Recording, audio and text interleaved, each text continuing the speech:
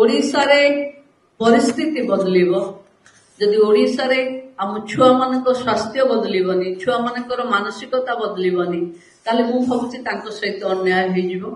तेणु गोटे माँ हिसाब रे ए विभाग मंत्री हिसाब रे मु अपेक्षा रखिछि जे निश्चित भावे आपण मानके जहा सजेशन देबे ताकू आधार करी आगकू ओडिशा रो छुआ मानक पई केंद्र वर्ल्ड रो एजेंसीज माने आम अंचल रे काम करूथिबा विभिन्न एनजीओस माने भी ए पोषण उपरे काम करूचंती। ये समस्त को नै आमे गोटे भलो अल्टरनेट फूड आमे तयारी करि परिबा जोटा आमे पिलाको पाखे पहुंचै परिबा। मु आपण 2 दिन व्यापी रहिबे 2 दिन जाक आपण माने आलोचना करिवे।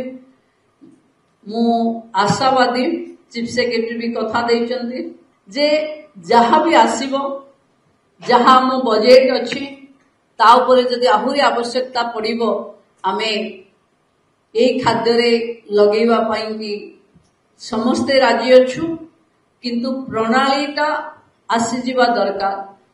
केही केही कहउचंती केरल रे ये सिस्टम बहुत भलो चली छी केही केही कहउचंती आसाम रे भी छुआ मानकर ए जो टेक होम रोशन बा जो अछि ये व्यवस्था भी भलो अछि। गुजरात रो मॉडल भी भलो थाई पारे मु ता पर स्टडी करिनी किंतु मध्य प्रदेश ये समस्त को हमें परखी आम व्यवस्था रे कोन त्रुटि अछि कोन व्यवस्था अछि आउ कोन अधिक हेले हमें करि परिबा।